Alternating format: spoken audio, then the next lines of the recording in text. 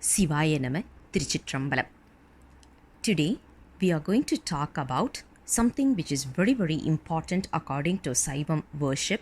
We call it as Punja Puranam. Punja Puranam usually is sung during all our puja time in the temple or even in our house. Whenever we are performing Shiv Puja, whenever we are going to a temple and where they are performing pujas, usually Panja Puranam is sung over there. Now, what is the significance of this Panja Puranam? The word pancha means, obviously the known meaning is 5, but that is not the understanding over here. Pancha means something that is exponentially growing. That is why the universe is known as Prabhanjam. It's known as Prabhanjam, which means it is just growing exponentially. And also, the vessel that we use for Abhishekam, when we are using in the temples and all these, the vessel that has the mouth part is a little bit wider. That is called as Panja Patram. Patram means vessel. Panja means the one that has a wider mouth. So, the moment we talk about Panja, it means something that is growing. Puranam means, Pura, literal meaning of Pura means old, or probably we can call it as antique.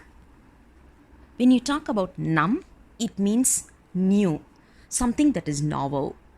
Lord Shiva is antique as well as he is novel in this particular world. We are able to see that whatever is the latest that we are able to see, he is even more latest to it.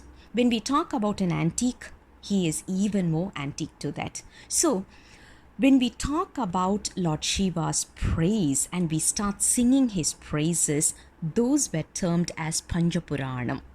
Now, when you talk about the way how Vedas are chanted in the temples, usually because of lack of time or because of rushing for some other pujas and all these, sometimes we may have a little bit of a limitation in terms of the time.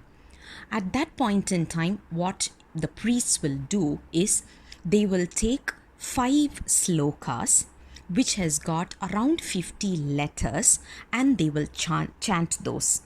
That is considered to be equivalent of chanting the entire Veda. That is the same logic we started applying for Tirumurai as well. The 5 verses that we are talking about is not just exact count of 5, but we talk about 5 variations or 5 varieties. What are those varieties? The first one is basically called as Tirumurai, which is Tirupadigam. From the first Tirumurai all the way to the 7th Tirumurai, one song from there is taken. We call it as the one that can be sung with in the format of pan. We do have something called as pan, similar to raga, right? We do have something called as pan, and when we are able to sing in that pan, it is called as the first variety or the first variation. The second variation is something that there is no pun for it, so there is no particular format for singing. Rather, it is up to us. If you want to just read it in a plain text, you can do it. Or if you want to have some other tune to it, and if you just want to hum in some other manner, you can still do it. The third variety is called as Isai Pa. This is typically taken from the 9th Tirumurai. There are 28 padigams, and all the 28 padigams fall under this particular variation or the variety called as Isaipa. And there is one variation which is called as Tirupallandu. There is only one padigam in the 9th Tirumurai, and there are 13 verses in that Tirumurai, in that particular padigam, and this is the 4th variation. And the last one is to sing praises about the devotees of Lord Shiva, which is called as Periya Puranam, which is the 12th Tirumurai. So the 5 variations is what we call it as Panja Puranam, not just 5 simple verses alone. For example, if I decide to sing one whole padigam, which is almost 11 verses from the first Tirumurai, second Tirumurai, third, fourth, fifth, sixth, and seventh. So literally I have sung 7 whole padigams. That is still considered as only the first variation in the Punja Purana. I still have 4 more variations to complete.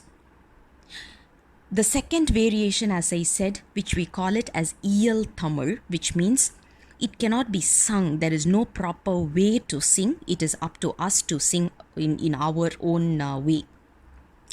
8th Tirumurai, 10th Tirumurai, as well as 11th Tirumurai falls under this. So I can decide to sing one whole padigam from 8th Tirumurai, one whole chapter from the 10th Tirumurai, and one whole chapter from the 11th Tirumurai. It is still considered as the second variation in the Punja Purana. Now the third variation, as I said, Thiru Isai Pa. Even if I decide to sing all the 28 padigams from the 9th Tirumurai, it is still considered as the third variation. I'm still left with the 2 variations. Tirupallandu is the 4th variation. There are 13 verses. If I decide to sing all the 13 verses, yet it is only the 4th variation that I have concluded, and I'm still pending with one, which is the 12th Tirumurai, which I can decide to read the entire chapter also. So it is not necessary that it is only 5 songs, individual verses.